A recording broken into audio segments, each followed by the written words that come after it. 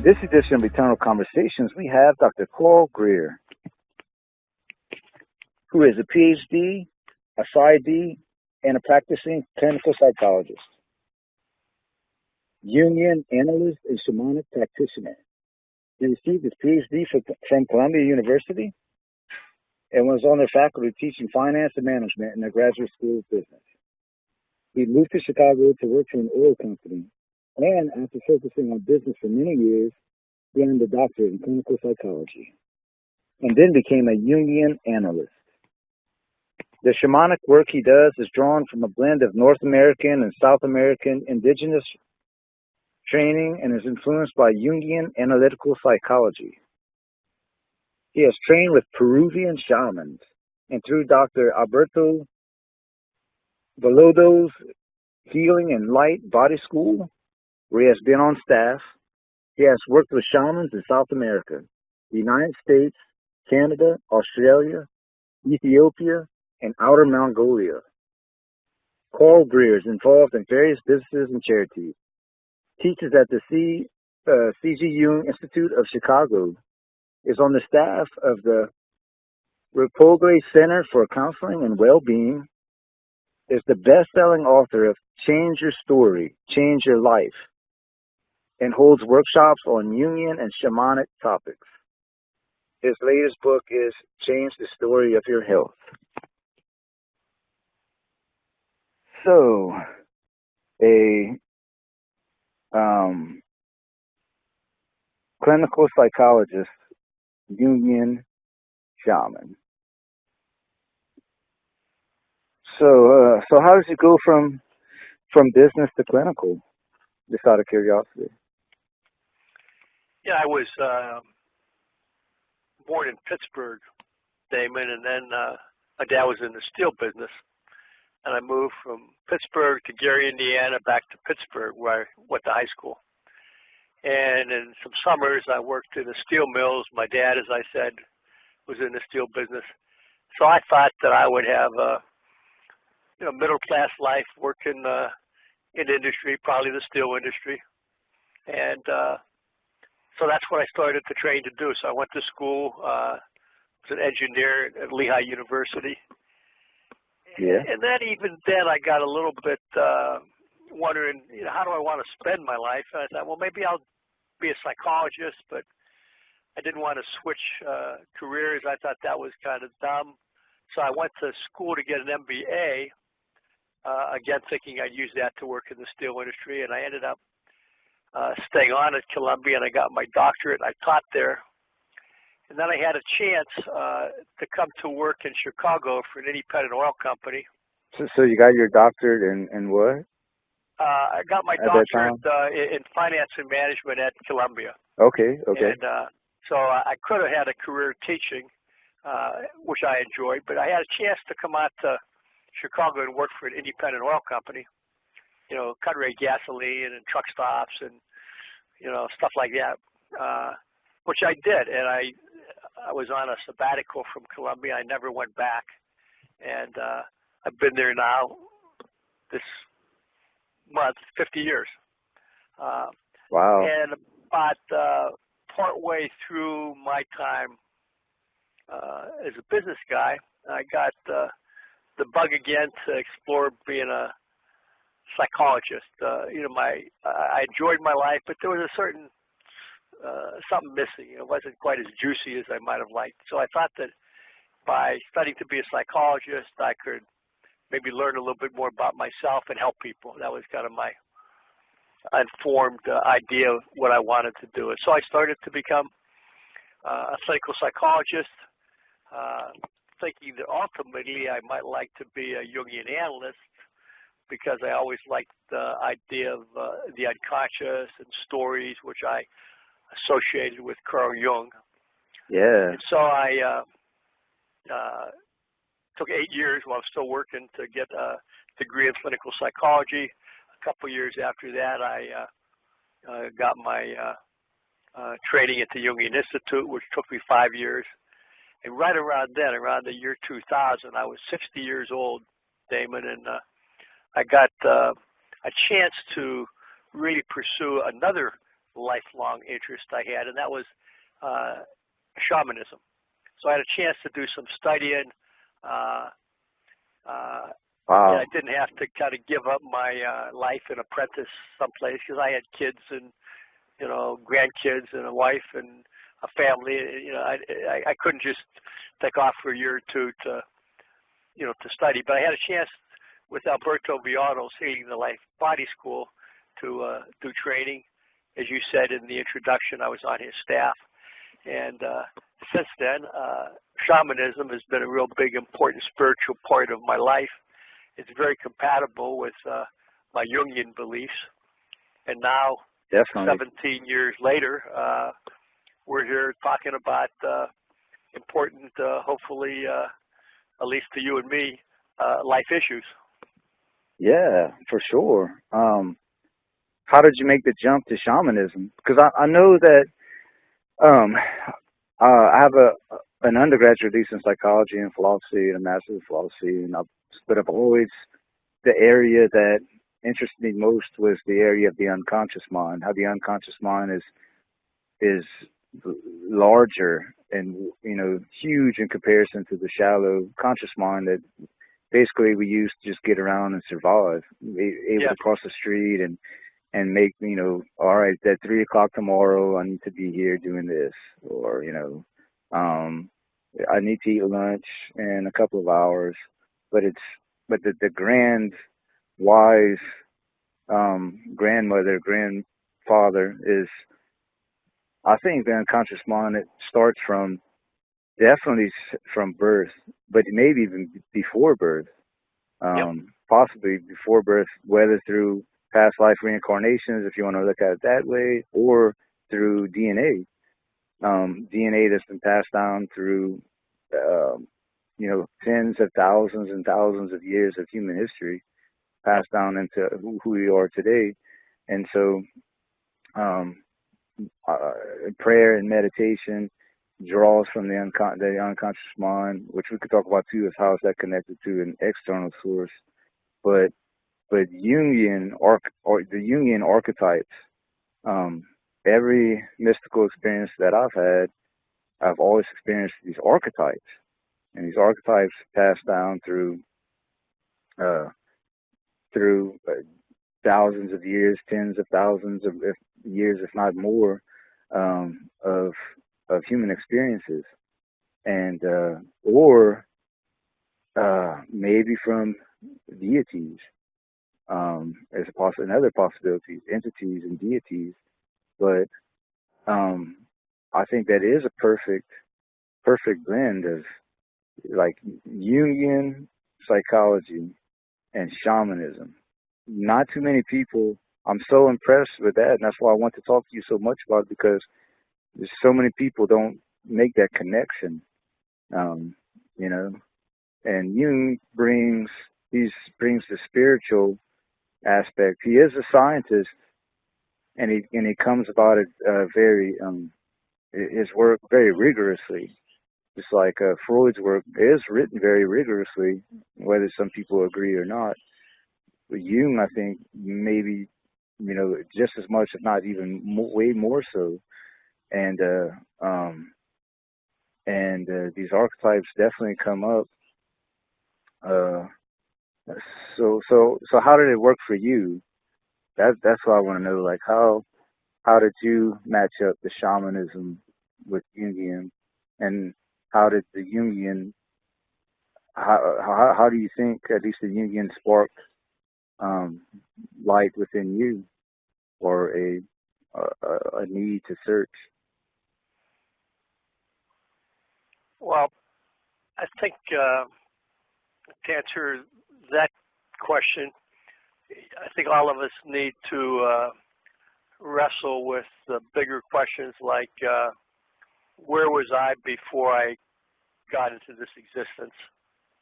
Yeah. Who am I? Who am I? What am I?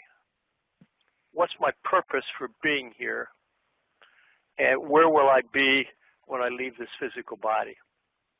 And all religious traditions and spiritual traditions, they ponder those kinds of things based Damon, on my own particular shamanic experiences, and what I'm going to say now is all based on experience.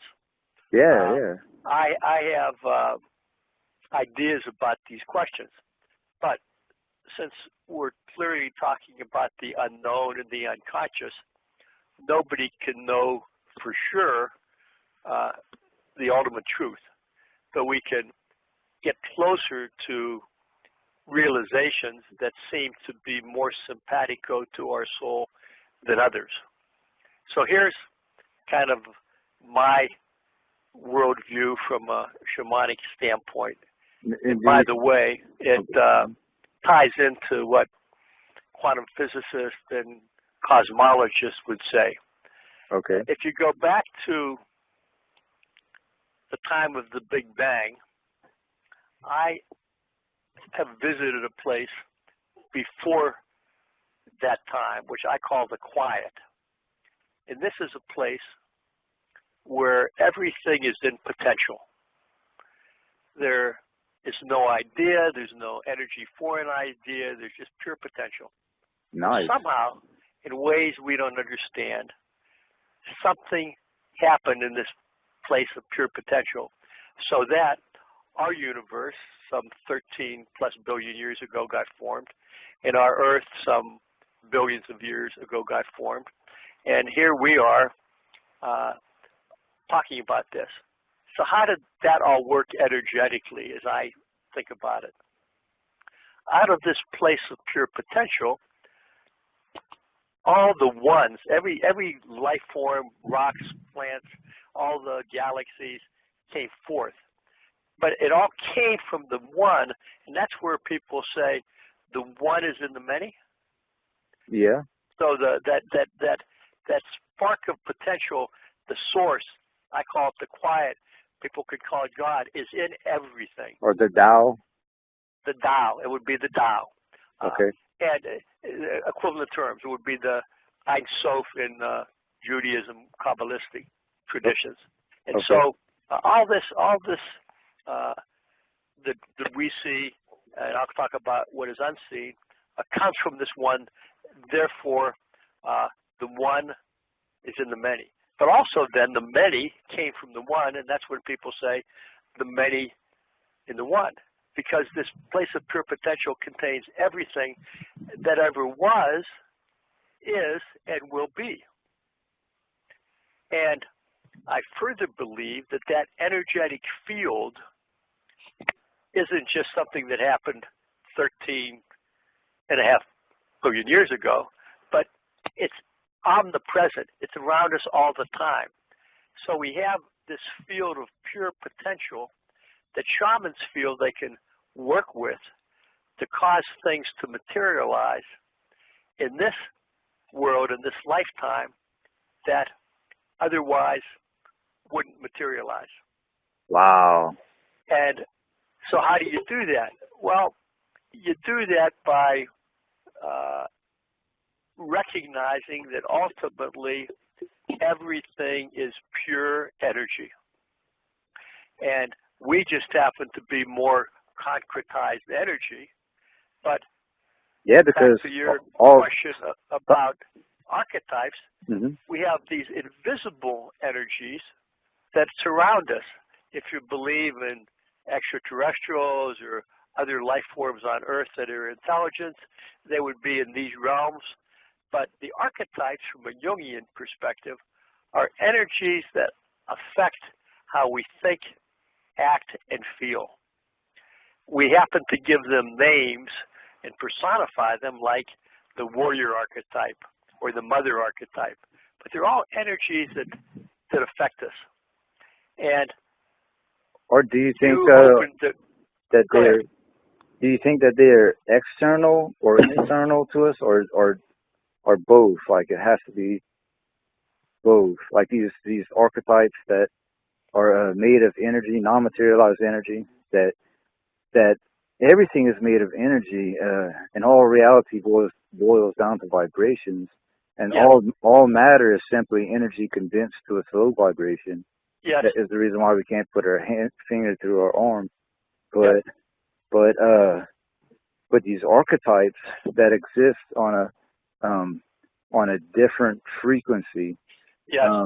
but that are always already around us, or do you think, in your opinion, that they are external or internal? I don't know, but if you think of everything is connected to everything else, yeah, and we're all part of a big soup. And if you believe the idea as above, so below, you know, they're both. You know, they're inside of us and they're outside of us. So we're all in this big. So there's no separation. There's no. From one perspective. Yeah. And so, can we learn to change our frequency so we're better able to interact with some of these other energies? It's like you want to tune your antenna so you can pick up certain frequencies. Yeah. And we do that by meditation, by changing our consciousness, getting into an altered state.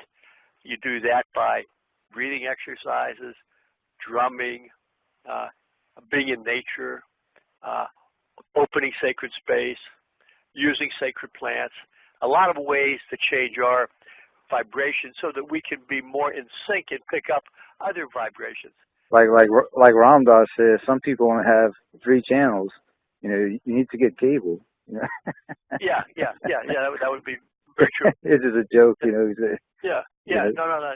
But some people are only stuck on like just 3-dimensional channels, like channel 3. Yeah. You know, but we all have the potential, I believe, to have more channels, and some of us choose to open up more frequencies. But here's to me where I am now, kind of the things that I like to meditate on and teach. Okay.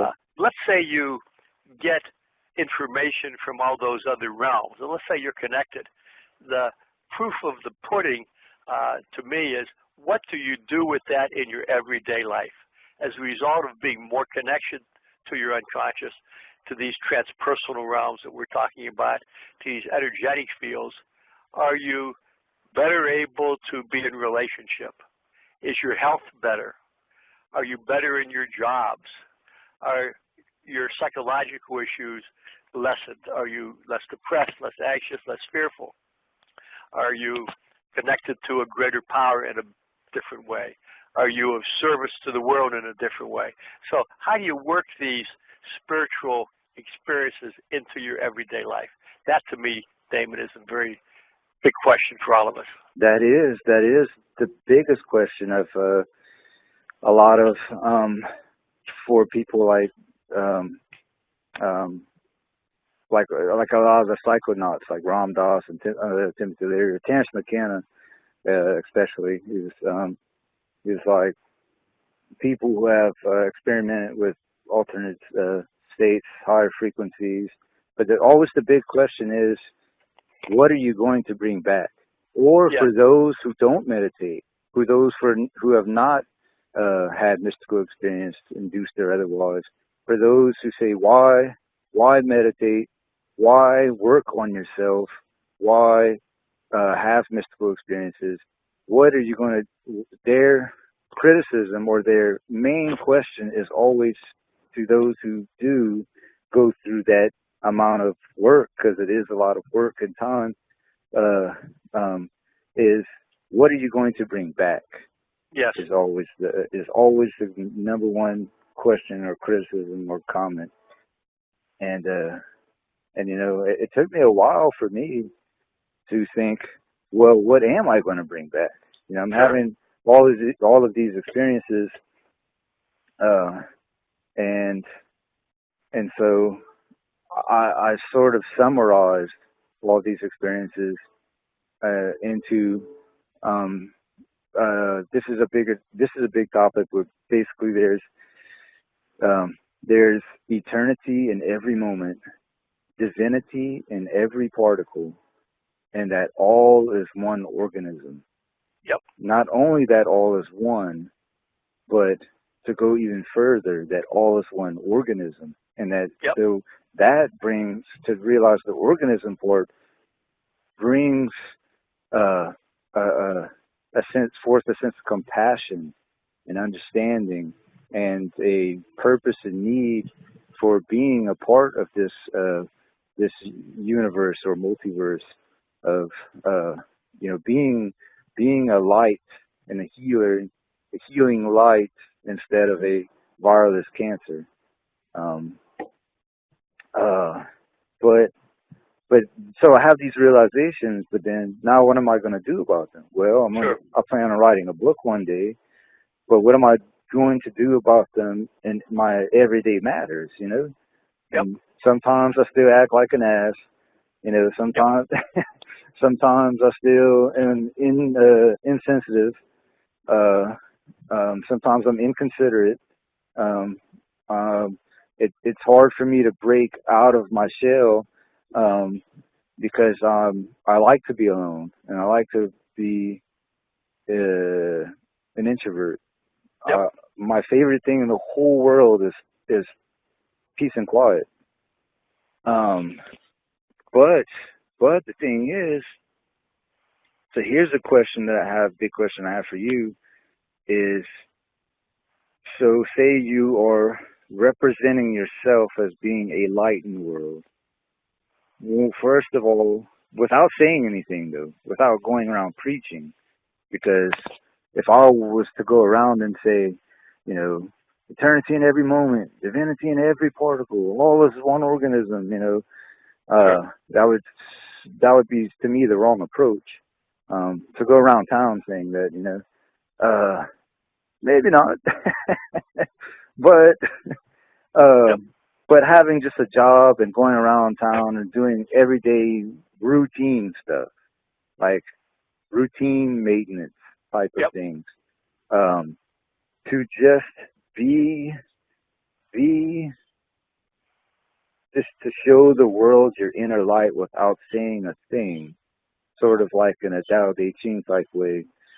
All right, there's that.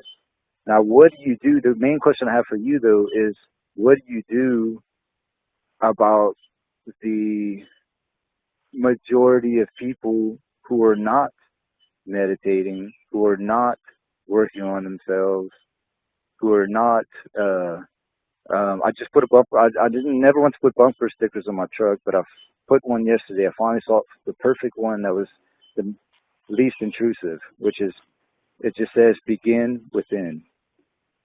And there's so many people that I totally believe that first you have to begin within. Don't look for external sources such as God in the clouds or who's going to help you and save you without you having to do anything, or an external somebody or something that's going to do all the work for you.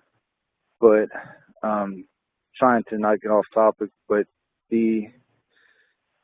I guess the question is, what do you do about going about the world in a bodhisattva-like way, but dealing with assholes, dealing with people, dealing with people who could really care less, and who are materialistic and egotistical and want to take advantage of you and use you if given the opportunity. Which is a lot of people. And I won't say most people, I don't want to generalize, but there's a lot of people. They have a lot of racism or prejudices or very strong opinions. They've learned a religion or a set of beliefs, or that they learned at some point in their life they just decided on, and that's it. And when you come around with your super hippie self with wearing beads, in real life or metaphorically, how do you deal with those? With the majority of people in the majority of situations, doing in the majority of the time out into the world. Well, first of all, I don't represent myself as a healing light into the world, and I don't think of myself like that. So that's one thing. Okay. I'm just a guy who's had certain experiences. If you really believe what you said, we're all part of one organism. So these so-called assholes, they're your brothers and sisters. They're part of your kidneys. They're part of your lungs.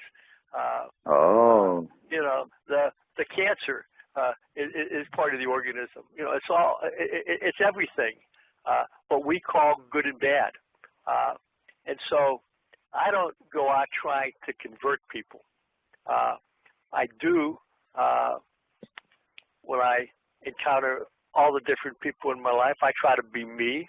If there's an opportunity to talk, and we clearly, let's say, have different opinions, I do what I really try to listen so that they're heard. I try to keep things on a factual basis. I express my opinion, and if I don't convert them or convince them of my way, I don't have any investment in it. But I'm trying to be available. And you also said that this idea of being part of a big organism leads to compassion, and I would happen to agree with that. To me, I call the big organism all part of this quiet, this source. It's all embedded in it.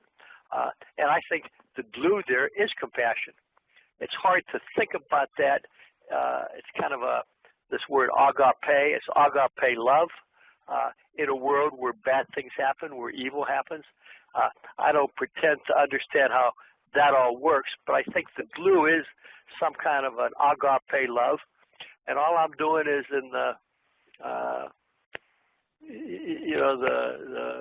the guy who gets before enlightenment, he's plowed his field and gets enlightened after he's plowed his field, carried the water. You become who you need to become in this lifetime. And then when you encounter certain people that are open to the conversation, you have the conversation. You don't get invested in whether or not you convince them. And you become aware more and more, Damon, of your own idiosyncrasies. Why are you like you are? Is it your upbringing? Is it your DNA? And that in itself isn't going to necessarily transform you, but it gives you a little insight into how your unconscious parts are interacting with how you or someone else wants to be. So it requires a certain introspection, but then it also requires, as a result of that introspection, are you going to be a little bit different the next time you're having the conversation with, in your words, the asshole? Are you going to be a little bit different the next time you're trying to comfort somebody who doesn't want to be comforted, and so on and so forth? Does this make sense to you? Totally makes sense. I can see the error of my ways in saying what I just said in some parts, because there was one of my good friends who's a philosophy professor of mine, like 5 years ago. He's a what? He was a philosophy professor of mine. Okay, all right. At grad school about 5 years ago, and I don't know. We were always cool. We were always friends, but we never really talked. His specialization is Professor John Cockburn. We did a podcast, a couple of podcasts back, but his specialization was always more mathematical, like logic, like philosophy of logic, mathematics. So we never really talked about, meditation and spiritualism and shamanism and all these types of stuff before until recently.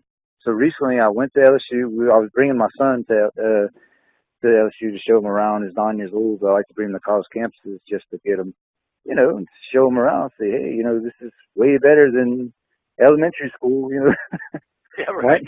Yeah, you have a lot more freedom, and this is the ultimate, just get through that stuff, and you'll be here one day. So we happened to pass by Cockburn, his office, and went in. We had lunch, talked about the podcast. He came to a podcast, and it sparked in him a an interest, I guess, through our conversations about meditation and shamanism um, and all this stuff during that podcast. And then we met up with some other of my friends, um, um, and so now, oh yeah, so I brought him to a sensory deprivation chamber or a float tank center. We each did at the same time a 90-minute float. I floated maybe 10 times before, and that was his first time. But I don't know. After the podcast, we talked about the float. So we went through the float, and then we went straight from a 90-minute sensory deprivation float to a Buddhist temple, which he had never been to before either.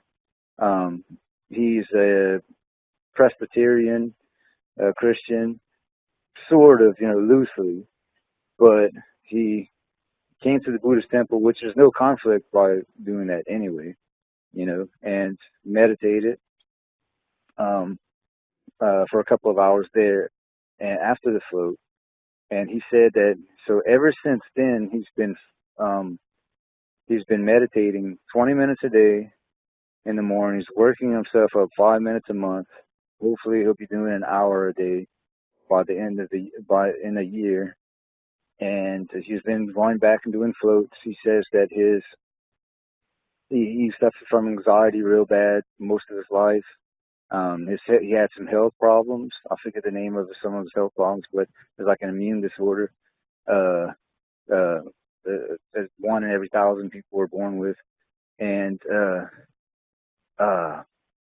he said that he went to the doctor. His health is better than ever. He's calmer. And when he meditates in the morning, his day is 1,000 times better at work, like dealing with students and faculty and stuff. And we're going to meet up, more and hang out more together. But I guess the thing is he was like, I guess, man, thanks, man, being so gracious to me, like, man, thanks. You are, ever since that float and that Buddhist, that temple meditation, I've been meditating every day. My health is better. My anxiety is going away. My, all the health benefits are, all up. And he went to and all that stuff. But I just told him, I said, I am not the teacher. I'm just the messenger. Like whenever that old saying that when when the student is ready, the teacher will come. Yep. And I was like, I don't have anything to do with it. I'm just a messenger. Like I just happened to be there. You were ready, so I showed up. We ate lunch. You were ready, so we went float and meditated. And it's like out of my hands. Like I take no credit. And for the experiences of the eternity in every moment, divinity in every particle, all is one organism, I don't take credit for that at all. Like those experiences are way beyond dreams and our imagination for me. Yep. Those are things I've never dreamt of or imagined, or that plants are conscious beings and they're conscious of us. Plants and rocks have a conscious to them, an awareness, a conscious awareness. These are the things that just from mystical experiences, induced and non-induced, those are not like, those are things I've never ever dreamt of, and they're way million times beyond my own intelligence. So, so in a way, I was saying, like, going around town, like, look at me, I'm the light, and look, and you're just a bunch of assholes. I guess I didn't mean to say it like that, but I guess without saying anything or doing anything and just being nice, and people still take out their personal frustrations onto you, I guess, how do you react? in those situations. Well, you got a lot of questions embedded in what you just said. You know, one, your point about when anybody does healing work with another, who's responsible for the healing? And I happen to agree with you that good healers set the space, they hold the space, and maybe they can do things to help mediate the experience between the person and the inner healer or the outer healer or source or God, whatever you say. But ultimately, healing takes place between the person and this other energy, in my opinion. Now, as a psychologist or a doctor, you learn lots of techniques to help facilitate healing, to help facilitate that encounter. But ultimately, I think it's really, in a spiritual sense, between the person and this inner healer to do the work. So I agree with you on that. In terms of people who have experienced being around people who have had these types of experiences, and the person who has had the experience gives you or me the credit, it's very tempting to start to feel special, that somehow we're special. That's what I was going to ask next. That you really, really have to avoid thinking about. You know, and because it's very tempting, you know, even if you consciously say, oh, no, I'm just the messenger, you know, unconsciously people can feel special.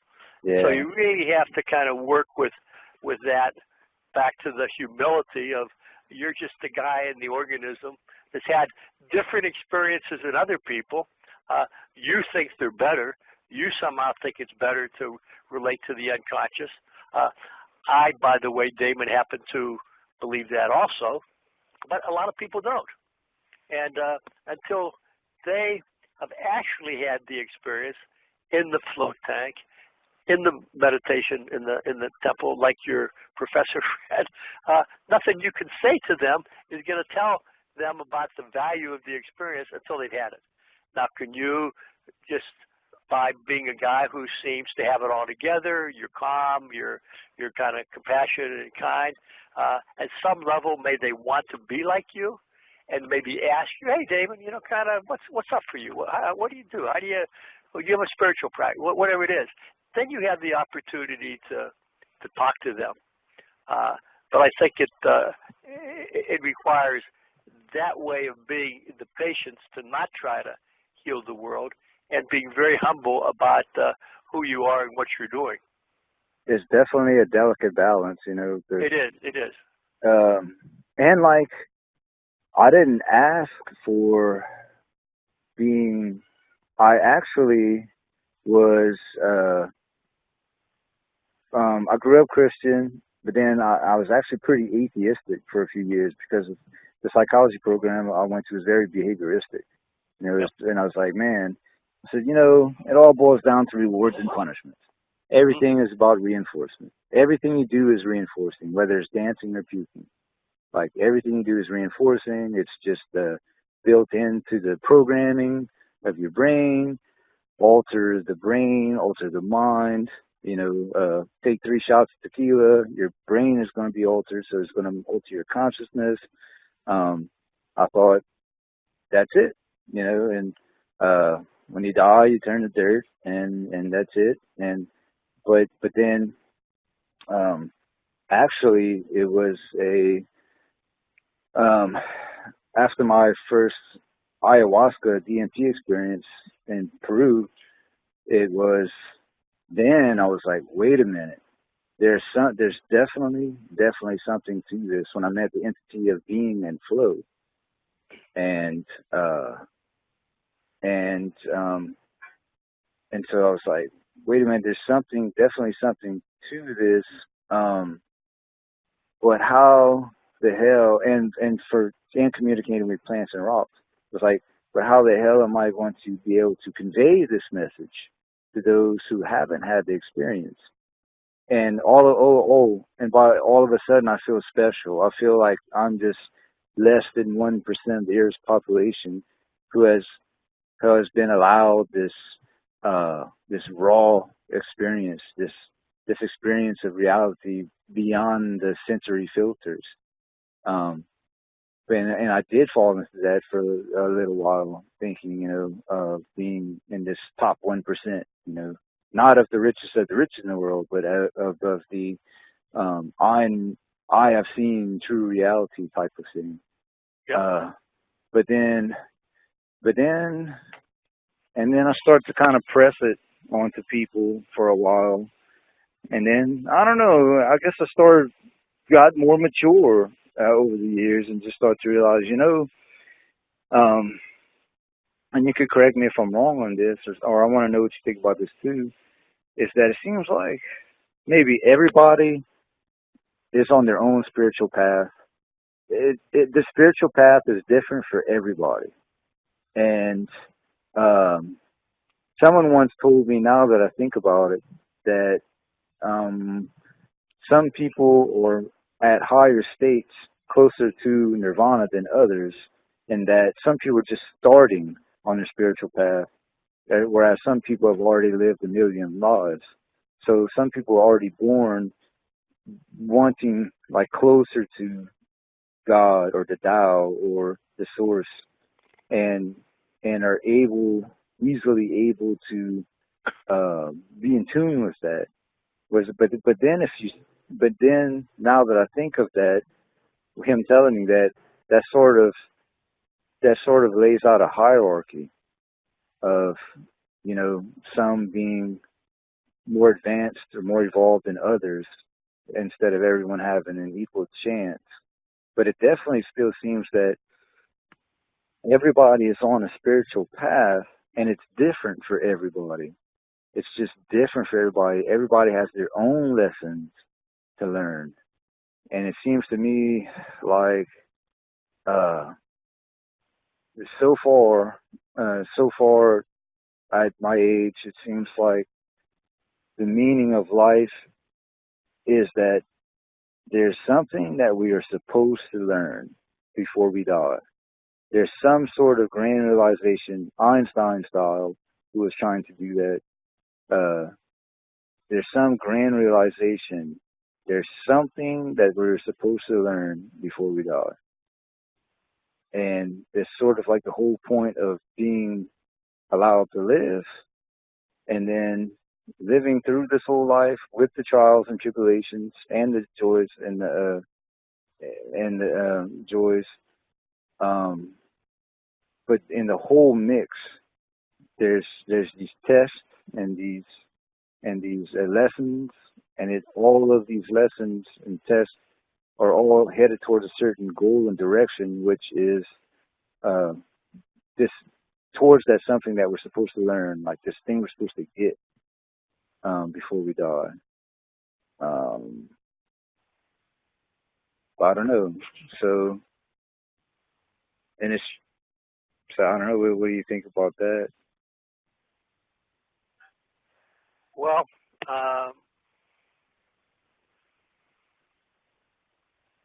I may have gone off a little far about, but no, but so about like you're kind of answering earlier rhetorical question I asked. Why are we here? And you're suggesting maybe to learn something, and you're suggesting there's maybe a hierarchy of goals, and some ways of being are better than others in the mind of the organism. I think that's what you're saying. And it if you're seems more like involved, if you're more like involved, that. that's better. There's this it seems book to be that that came out around on the superficial level of the Tao called, I forget, Chuang-Tzu or something like that, where basically they're talking about the sage. It's kind of beyond good and better. It's just kind of being, and just kind of being free of all the thoughts that you and I are talking about right now, hierarchies and specialness and Now, in the world that we're in, that requires us to, react and to do and to make a living, it's hard to just be kind of formless and say whatever. Yeah. But I kind of have an intellectual understanding of what these people were talking about. I don't know how to live that. I just bring that up in that there are other philosophical traditions that would say that the things we're pondering maybe get resolved at a higher level, and they don't require pondering. But holding that thought for a second, Damon. Okay. Maybe go back to your Buddhist experiences. Maybe kind of to be compassionate, to be kind, to give back, to have a relationship to a higher power is really the big requirements. And regardless of all your kind of past lives, if you believe in such things, but your purpose in this life, maybe if you do your best around being kind, compassionate, giving back, trying to understand yourself as best you can, and trying to have a meaningful relationship to this God or source or the Tao, whatever we call it, maybe that's kind of what it's all about. And then the other thing that you said, how do you get the message across to people who seemingly can't hear it? In the traditions of the Andean initiations, there's an initiatory state called the Kurak. The Kuraks are known for their ability to speak the language of those who they're speaking to. And that means, for the purposes of our discussion, if everybody is differently on their spiritual path, you as a teacher, or I as a teacher, if we're called to speak to them, we need to be sensitive to their language. What are the words? What are the ideas they can understand? Not the words of the or the things we've trained ourselves to say over and over. We really have to kind of step back from our belief system. What can we say that would be a language that they can understand for where they are, to kind of nudge them maybe in a slightly more aware direction, if that's one of the goals, to make them a little bit more aware of the totality in which they are. And how do you do that? Just by practice, and your intent, and being very humble, and learning to listen before you respond. I'm speaking for myself now, but those are lessons that I have learned over time and continue to learn. Yeah, definitely. I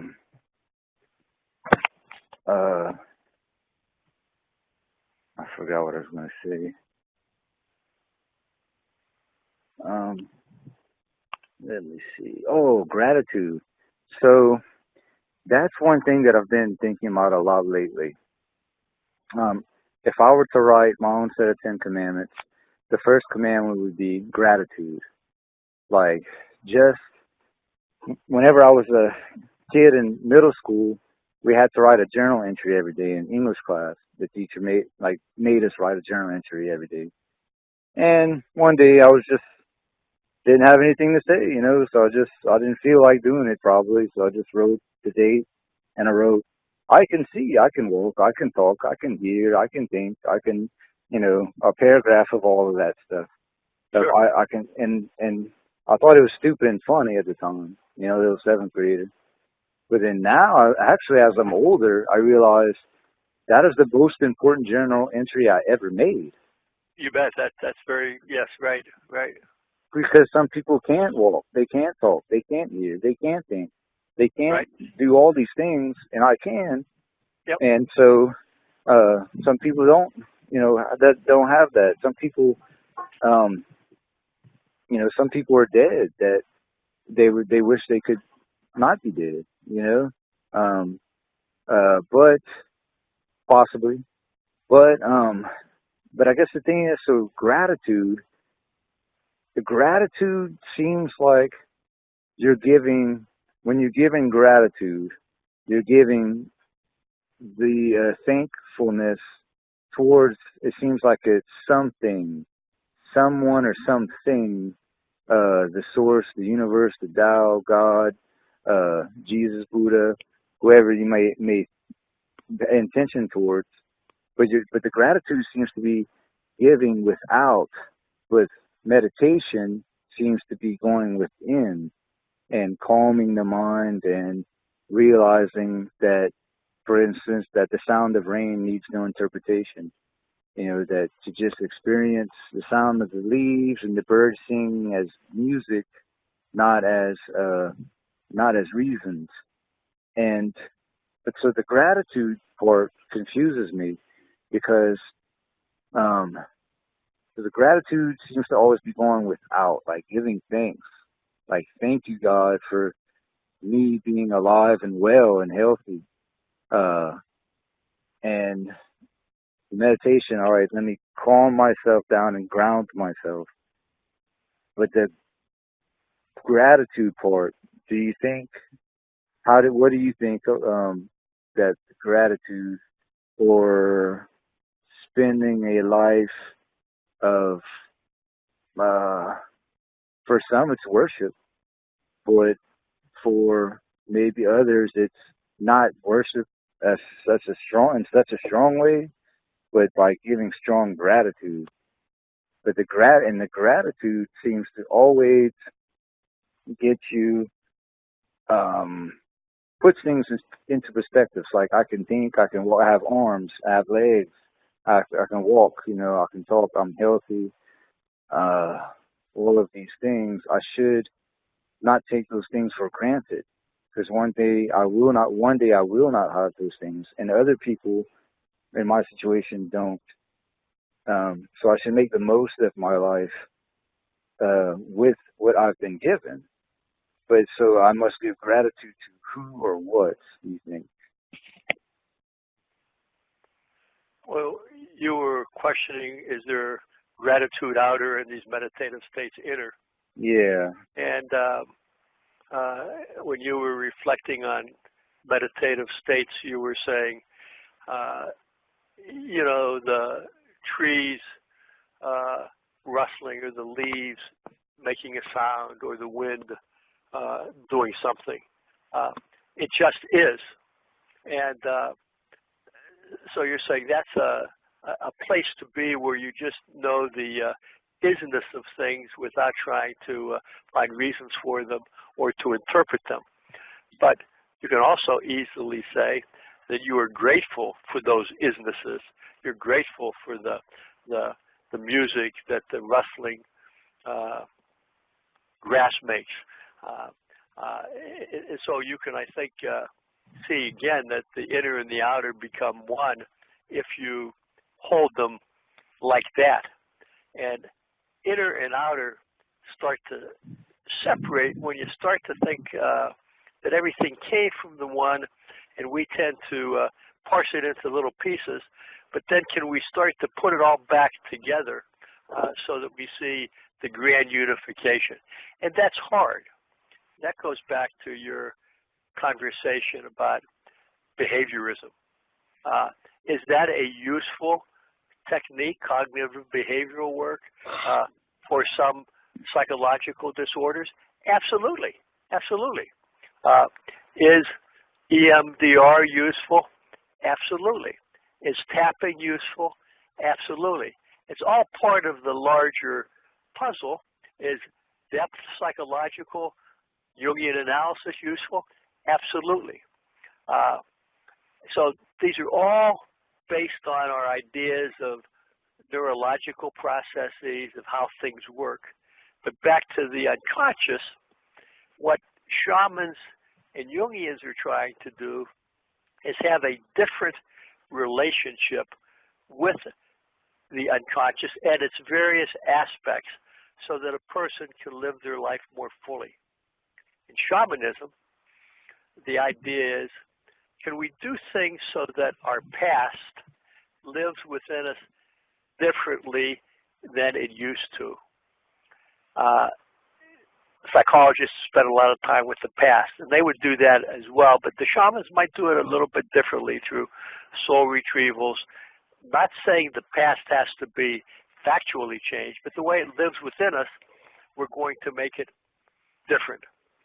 So that's one objective, so that the past doesn't affect our present decisions the way it used to. But the other thing, Damon, is shamans, and Jungians would say this too, we like to, at this point in our lives, line up with a destiny that's maybe better for us in spirit than the one that we're on. And if we can somehow do that, and there's processes to do that in shamanism, if we can line up with a destiny that's better than the one that we're on, that energetic alliance will influence the decisions we make in the present. So the work of psychology, shamanism, is, in a way, is to be freer in the present to make better decisions that serve us and spirit in the moment. And you do that by being more free from your past than you otherwise would have been, and being more aligned with a future that's more pleasing to you in spirit. So that's a way that people think about those things. And the means to that end is you do journey work, lower world journeys, upper world journeys. You do visualizations. You work with the energy of death. You work with the energy of this place before creation. You spend lots of time in nature. You work with your dreams. These will all be ways you have dialogues and conversation with your symptoms, your unconscious parts, with your inner healer. These are all means to the end of having a different relationship to these unconscious transpersonal realms. Wow. That's awesome. Are these methods, were they created by shamans through thousands of years, or are these the, I guess you could say, the original medicines, do you think? Yeah, I think so. I mean, these are the things that I write about in my books. I try to make it practical and give exercises that people can actually do in order to, you know, effectuate these things. But in one form or another, people have used parts of them since time immemorial. In traditional societies, sometimes the shaman, the healer, they would do the healing for the person. They would be the mediator. I try in my work, when I work with somebody, and certainly in my writing, to help people learn how to take more charge of their own self-healing, to write their own story in a different way, rather than being kind of an actor on a stage where there's somebody else directing the play. They become both the director and the actor in terms of health, instead of turning it over to the experts all the time, taking more charge of their own self-healing, not giving up Western medicine, not giving up, you know, seeing the doctor, but using these approaches to the unconscious as powerful complements. That's how I think about it. The last thing I'd say about gratitude, which I think is something you were saying, but I'll just echo it, in that the Native American prayers often are, you know, we thank you, God, for the buffalo. We thank you for the sky. We thank you for the rain. We thank you for the clouds. As opposed to sometimes our prayers are, God, we're praying for peace. We're praying for health. We're praying for, so we're asking for them, as opposed to just expressing the gratitude that we have for being part of this marvelous creation. I'm not saying one is better than the other. I'm just saying that there's a difference. And yeah, that is a very interesting difference. That so it seems like they're giving gratitude for the materials used that they can use to find peace, like, you know, meat and water and food, or, you know, plow or the buffalo, or, you know, like gratitude for the materials in the world that are provided to them, versus I just give me peace, you know. Yep. Yeah, yeah. Maybe that's a very important, some very important steps that a lot of us miss by just wanting the peace. But what about all the steps that that lead up to that peace? Yeah, and that gets back to the conversation that you would be having with the quote-unquote asshole. I mean, you don't have peace if you have a lot of assholes in your life that have different views. And you have peace by somehow bridging the gap between their worldview and yours. And the only way you do that, I think, is to listen, listen, listen. Hopefully they're in your space able to hear you a little bit, and you exchange opinions and be as much up on the facts as possible, because even in a world of so-called fake news and fake facts, there are real facts. I mean, you can see things with your own eyes, and if you keep, saying them over and over enough, the truth will come out because the facts are what they are. Yeah, yeah. To be knowledgeable about real, clinical peer-reviewed facts. I miss peer-reviewed. I do, Yeah, I mean, just like, are there a whole lot more jobs in the coal industry, and how many more at what cost? Are there the people in the Rust Belt? Are a whole lot of them have more jobs and making a whole lot more money than they used to, or et cetera, et cetera? Are people getting more health care at lower costs and more people recovering? I mean, those are fact questions. And as people keep the facts in their minds, then they can have a more intelligent discussion at the national level about policy. But it's all fact driven. Yeah, that's a good point. And that's a good balance to all the things that we're talking about, because we're talking about and it's easy for at least me, I would say people like us, but I was talking for myself, people who it's easy to get caught up in the spiritual world too much, to where, it's just, everything is just vibrations, and there's different in all different vibrations and frequencies, and that facts, like Nietzsche says, there are no facts, only interpretations, and that this and that, and it's all just there's an infinite amount of point of views, and depending on whether or not you're a wasp or a human, you're going to have a different reality and a different perspective on the world. But at the same time, it's easy to get drawn to that. Oh, look at my crystal, my angel light I just got. It connects you, it connects you to. Right. Angels and higher dimensional beings, my celestite crystal, man, check this out. If you meditate in your third eye, it'll connect you to higher dimensions, Right. It's easy to fall into that and stay there. But then you get too far off from facts being, like you said, nothing factual, like, is such and such a good president or not. That's not, but it's just dry facts or quantitative, Facts are at one level objective. They are what they are. All of us may take a fact and make something different from it. For example, we have thermometers that measure temperature. If you measure temperature and it says it's 100, and your weather guy says, hey, down in Baton Rouge, it's 100, you kind of take it on faith. He's not lying to you. There's a thermometer that measures it.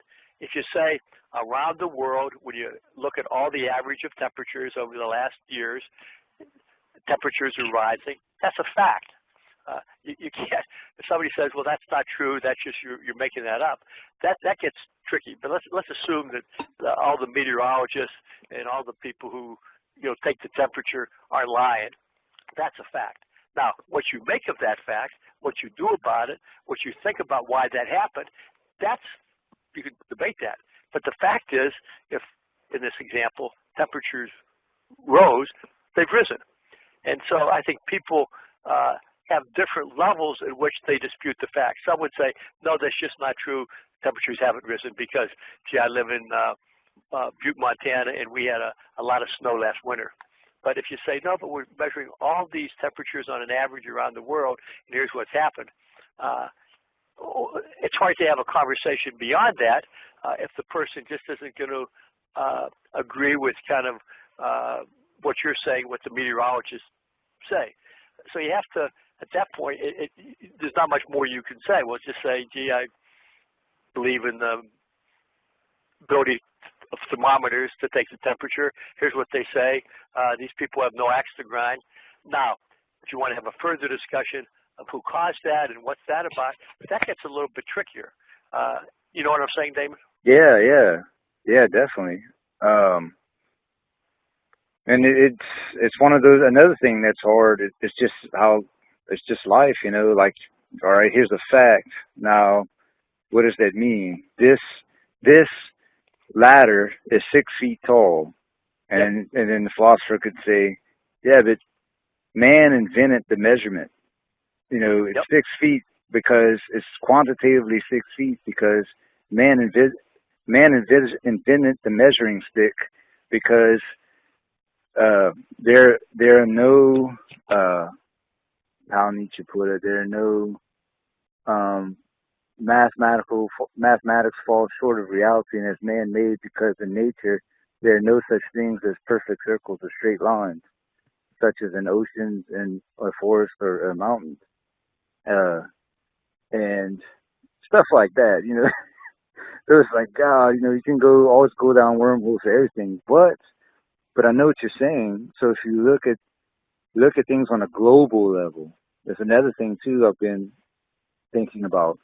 Looking at things on a global sympathetic level, to where, you know, this person is a Muslim because he or she was born in Iraq or Afghanistan, you know, where their mother and their father and their culture and, you know, everyone for thousands of years, that's what they've been. And that's the goggles that they wear. Someone is a Buddhist because they were born in China or India or an Eastern Asian country, or Christian because, you know, United States or England or South America, you know. So like culture is our operating system, and we are subjected to certain beliefs and ideas depending on when and where we were born, and what point in history we were born.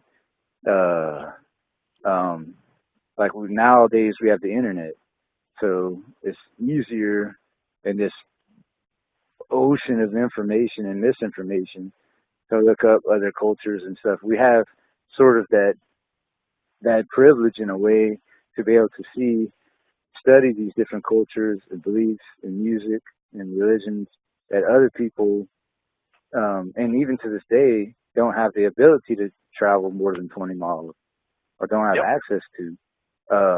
And so I think that a lot of people fail to put themselves into other people's shoes. Like they see other people and things globally. I mean, they see things globally as us versus like us or me and them, and that they should think the way that I think because of my upbringing. But they fail to put themselves in other people's shoes, which is where compassion fails, because because they fail to really visualize themselves in that other person's circumstances, such as their world country or just all kind of different circumstances, you know.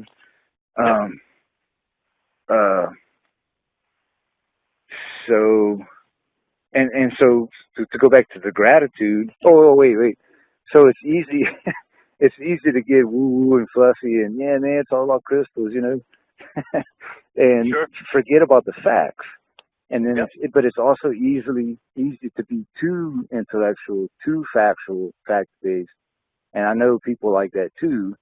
Absolutely. If it's not quantifiable, if it's not a fact, raw experience is nothing but I'm trying to think of the word.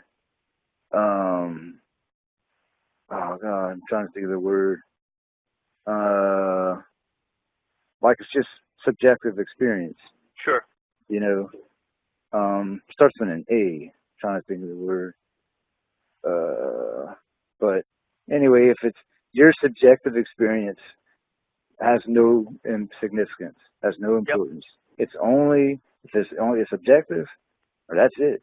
You know, and but in the shaman world, everything is experiential. So you're starting from the perception, the percept, and then out of all your experiences, then you're kind of making a map of meaning, as opposed to you know, everything is from the precept. You know, this is kind of the rule, and then this is the way it is, and then your experience gets ordered underneath that. But it's raw experience that you judge from shamanism, and it's basically you learn it either works or it doesn't. You've done this process, and you either feel better or you don't. You feel more comfortable or you don't. Your philosophy friend either feels less anxious or he doesn't. He feels healthier, and he either is or he isn't. You know, so you're more the single test subject, but you're the arbiter of the success or failure of your experience, of your experiment with yourself.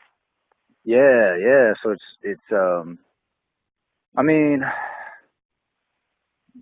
really, and it could just be that, and it seems that some Buddhists believe this way, that it's just about experiencing. Like you're only alive, there is no meaning. There's just, or there's the old saying that the Zen master, after 20 years of teaching, realizes that there's nothing to teach. You know, Yep. the sound of rain needs no interpretation. Yep. And there's a story of a man asking a Zen master, "What makes you so special? You know, why are you a master? What makes you so special?" And he says, "Well, I eat, I eat, I work, I sleep." Yep. That's one version of it. And he was like, "Well, everybody does that." He's like, "No, actually, people, whenever they eat, they're thinking about the past and the future. When they work, they're thinking about the past and future, what's next, what they did yesterday, what they have to do tomorrow. When they sleep, they're worried about the next morning or what they did that day. They're always in the past and the future, never living in the present. And that's what makes me different." And it's like, oh, so, um, uh, so, uh, uh, I forgot what.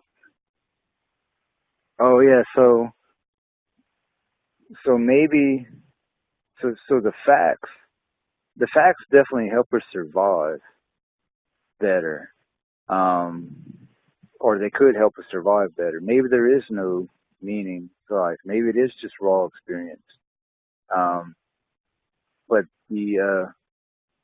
but being too factual, it's just hard to strike a balance. You know, being too spiritual. Well, you have to know where facts are important or not. You know, if your temperature is 105, Yeah. equals that high if you're older, that's a big problem. That's Yeah. Yeah. Your blood pressure goes, you know, 190 over 120. That's a problem. That's very high. That's a fact. Those are good examples. And you contrast that with cardiologists I know have said, "Hey, Carl, probably less than half of what we do is based on evidence-based medicine." Well, I don't know if that's true or not. He might have just been talking, but that's probably true. There's a lot of medicine that the evidence keeps changing. Wow. And so you have, you know, facts, and you have how we act on them. You know, if you have an annual income of $70,000 a year, and your credit card debt is $150,000, that's a fact. And you can take away from that fact, you may have some financial problems because of that. Those are facts. They're not just kind of a whimsical. The facts are descriptions of realities, and those realities all have consequences for being what they are. Yeah, consequences for actions. Those are definitely. There's nothing wrong with that. You know, with understanding consequences for actions, yep. or rewards for actions. You know,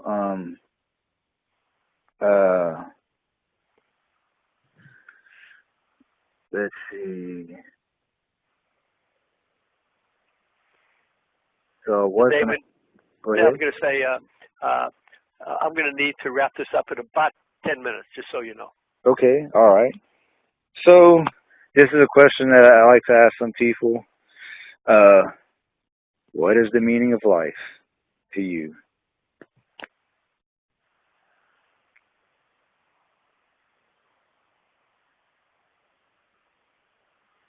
What immediately came to my mind,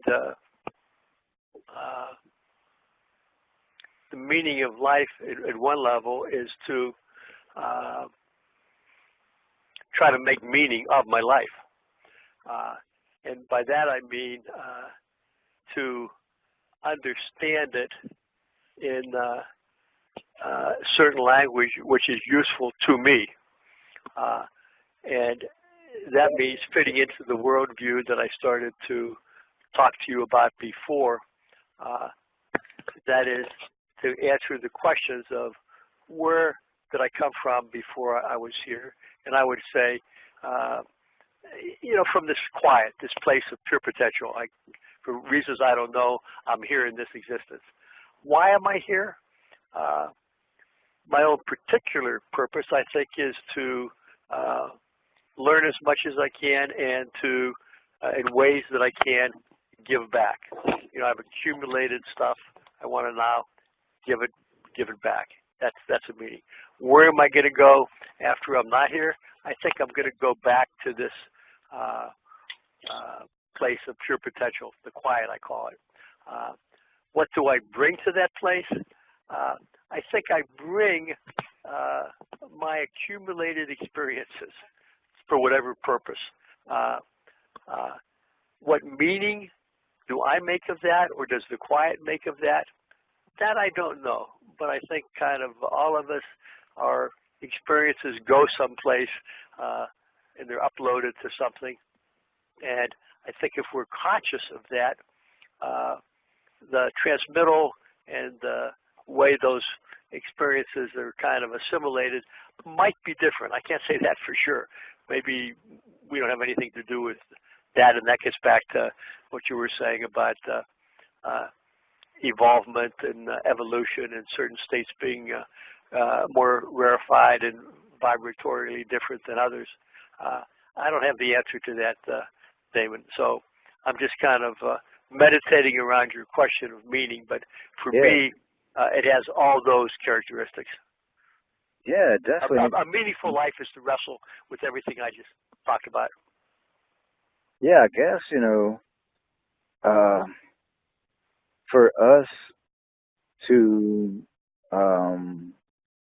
find meaning in our lives and to share the meanings that we've been given, acting as conduits through the energy of the universe, that by sharing that, we are giving energy to our fellow human beings. And it's a life force that it's a life force that should be passed on in a higher vibrational or a I don't know about that, but an 11 light type of way, so that we can all exist on this planet more happily, more meaningfully, and more happily, instead of more depressively or desolately. I'm just kind of bouncing off from what you just said. Sure. And I would say, you know, there's this, in energy work, there's this idea that energy follows intent. So if we intend aspirationally to give love and light to others, then we have a chance of having that be the case. And I would say, keying into what I said earlier, if we can do that in ways, in languages, however we think about that, that it's easier for them to receive, that's good too.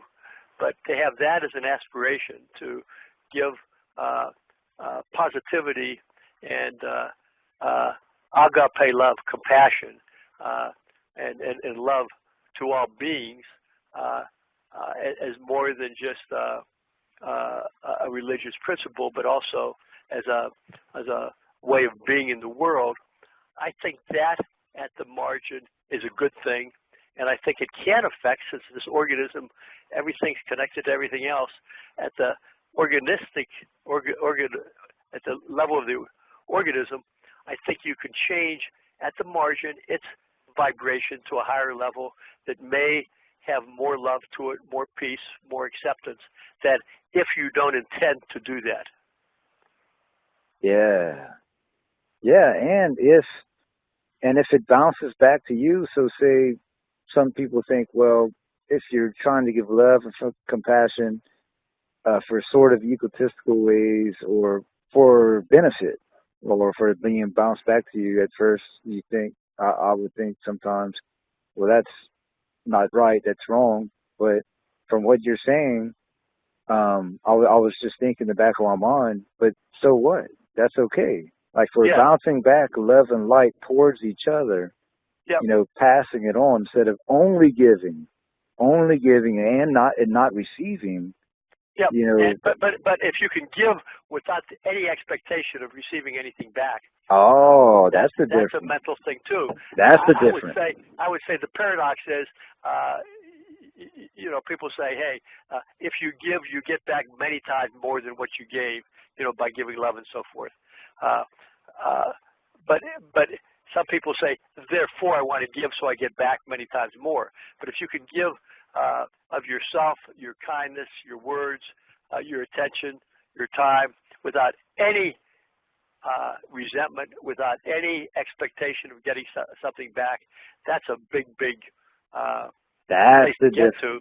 And I think that's a great place to get to. It's very hard for all of us, I believe. Yeah. Most of us. That's it. That's the difference, and that's the huge main thing. That like giving, not being a example or a not being a receiver of love and light to give to everyone so that they can see you just love and light, and then they, oh, I'm going to be so nice and compassionate to this person so that I can make myself feel better or whatever. Right. Like, you know, I need to feel better, so I'm going to be nice to someone. But instead just doing that, knowing that it'll potentially make that person's day better. And as a result, you'll receive some love and light back, potentially.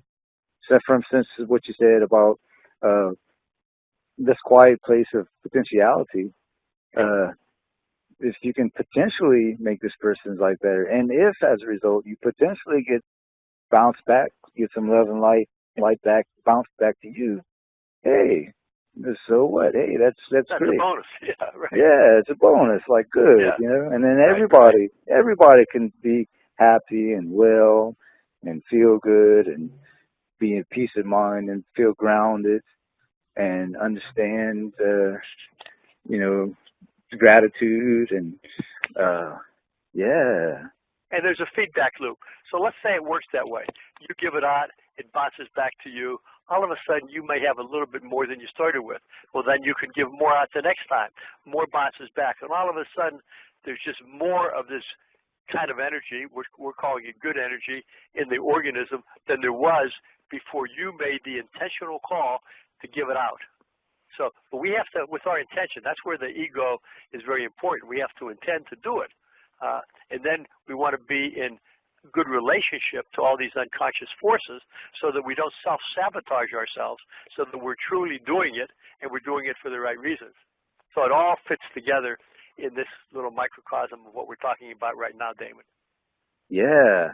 And so the last question I have is, can you summarize in a sentence or a paragraph maybe your entire philosophy? You know, they asked the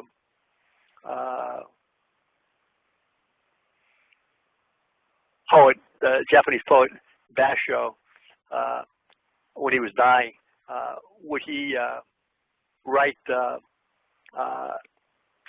his death poem?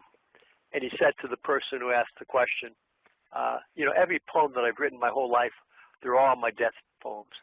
So I could say everything we've talked about in the last hour and 35 minutes is the answer to the question, but you asked a more specific question. You said in a sentence or two, and so I would say if one can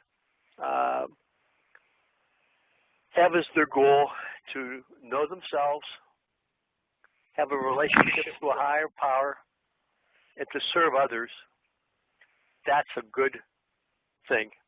And I would further suggest that to do that, it behooves them to have a good relationship with the transpersonal realms, including nature and their unconscious. The end. Yeah. It's awesome. Yeah, that's awesome. So I guess probably need to go now. To put a momentary lapse into this infinite conversation, into a momentary lapse into this eternal conversation, and probably have to do some maintenance things in the world. Yes. Yeah, you got it. You got to get back to kind of plowing the fields and hauling the water. Yeah, it's awesome. So if you go to carlgreer.com, CARLGREER.com, and check out his books. If you want to say the titles of your two books. I'm sorry? If you want to say the title of your two books. Yeah, one is Change the Story of Your Life using shamanic and Jungian tools. The other one is Change the Story of Your Health using shamanic and Jungian techniques. So one is kind of looking at all the interdependencies between our health and our psychologies and our relationships and our jobs and our relationship to our higher power, how we spend our time, our money, our relationship to power, to sexuality, all these interrelating things.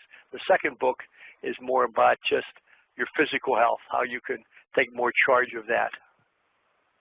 Yeah. And so go to carlgreer.com. Check out his books. If you want to know more information on all the topics we talked about during this podcast, you go to eternalconversations.com. Check out my books, Eternal Conversations, Reflections and Illuminations for Our Existence, Immortalization, and future books to come. And check out the Eternal Conversations podcast. And thank you so much for being on the show.